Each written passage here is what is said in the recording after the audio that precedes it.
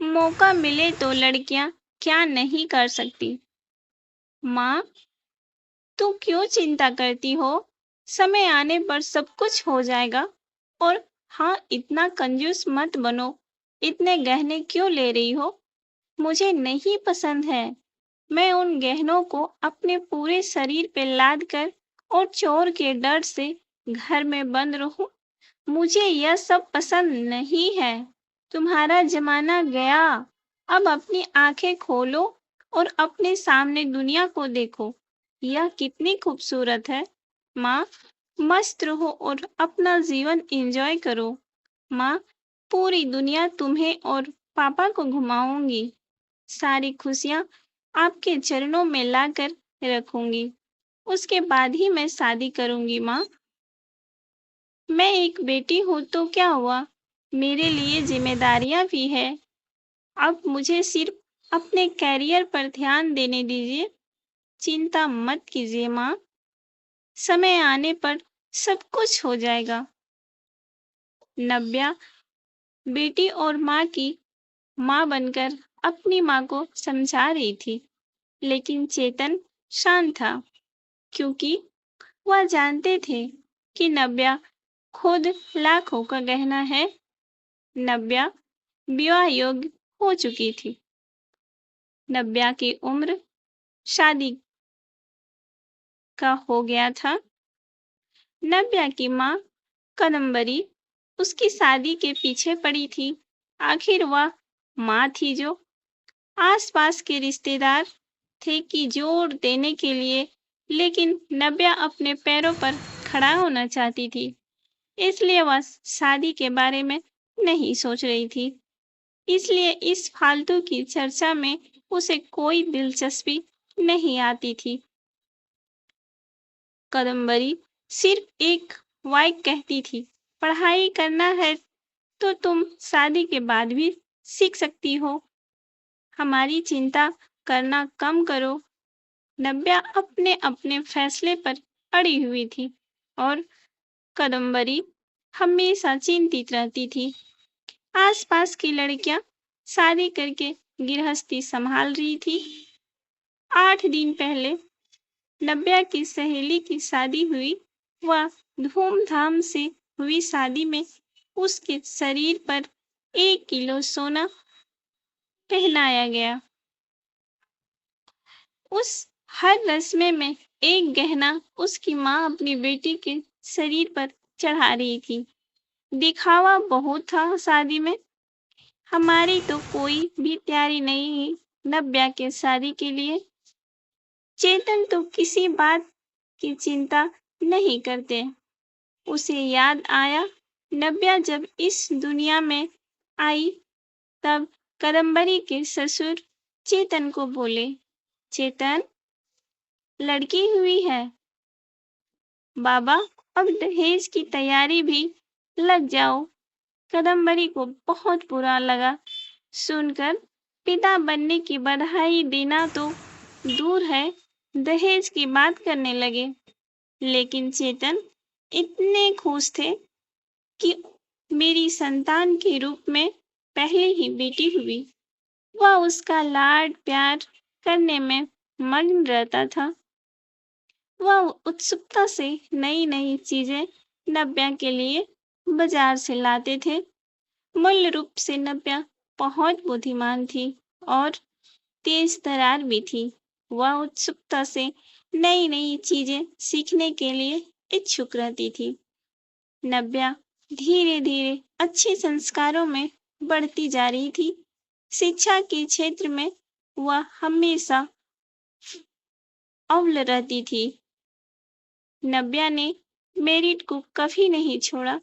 Showcase विभिन्न योग्यताओं, प्रमाण पत्र और ट्रॉफियों से भरा हुआ था।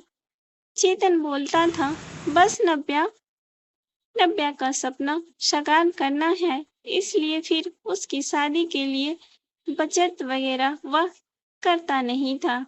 चेतन कदम्बरी को कहता था कि उसकी शादी शानदार सफलता ही उसका सबसे कीमती गहना है। सब कुछ अच्छा होगा कदम्बरी, तुम चिंता मत करो। पर कदम्बरी की एक ही रट लगाती थी, थोड़े पैसे बचाना चाहिए, थोड़े पैसे बचा लो। लड़की की शादी करनी है तो फिर 4 गहने तो देने पड़ेंगे। नव्या को गले में से डिप्लोमा सर्टिफिकेट और ट्रॉफी ही लेकर खड़ी रहेगी मंडप पे। ये कदम्बरी, शांत शांत, अपना ब्लड प्रेशर मत बढ़ाओ, मैं हूं ना, फिर शांत हो जाओ। चेतन कदम्बरी को समझा रहा था।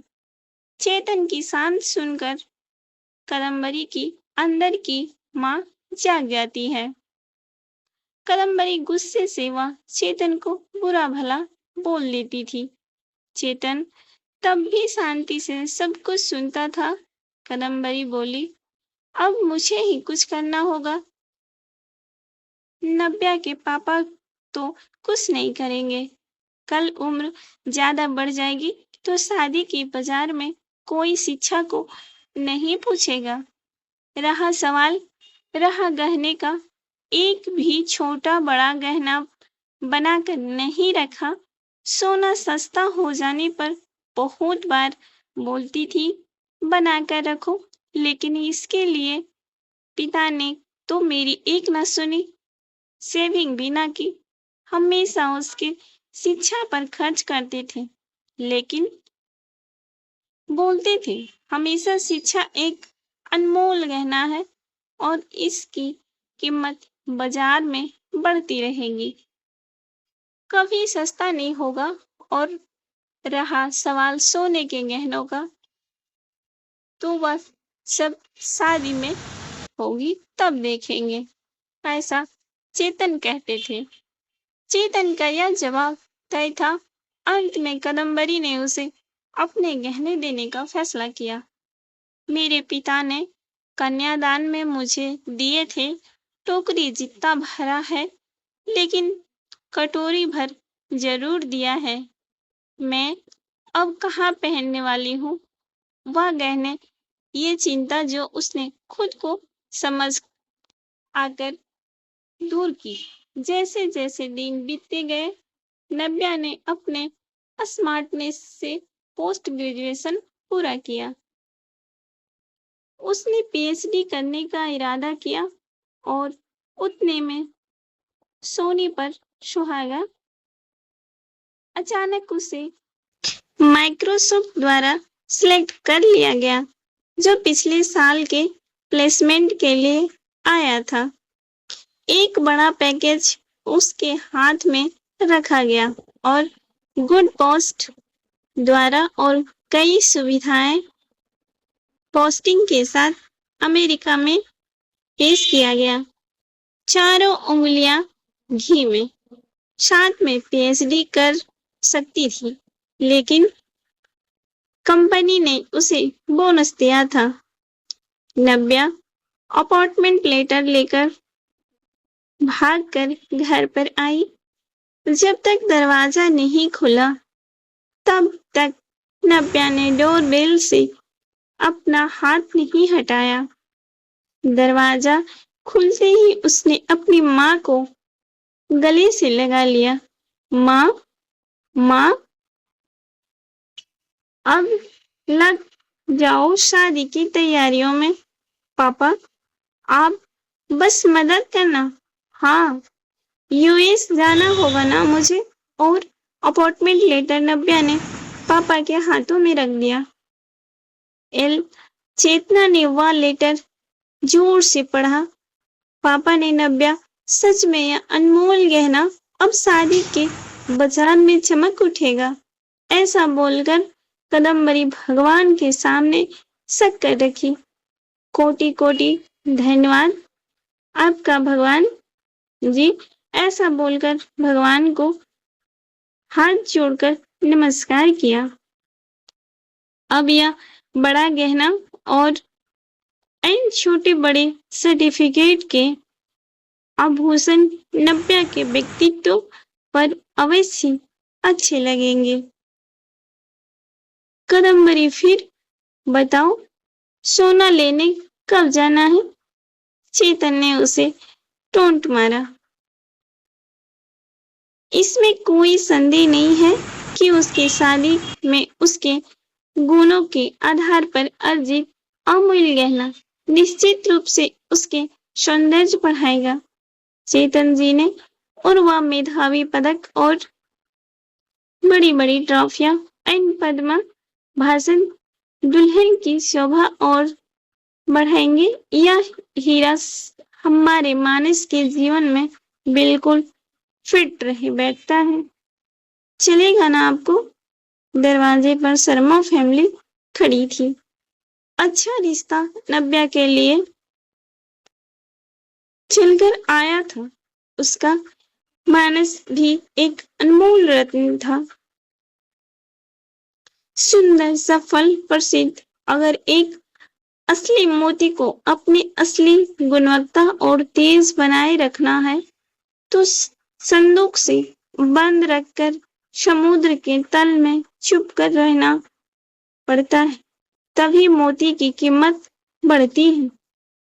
आए क्या समझ में चेतन जी? शर्मा जी ने चेतन की तरफ देखकर मानस की तरफ देखा। कदम्बरी अंदर खुद को चिकोटी काट रही थी और सोच रही थी कि आखिर कौन से गहने का तराजू भारी है। आखिर शिक्षा एक अनमोल गहना है, उसे चोट से डर नहीं लगता और उसे पहनने और तिजोरी में बंद करने की आवश्यकता नहीं पड़ती। तो फ्रेंड्स, कैसी लगी आपको यह कहानी? कमेंट करके बताइए।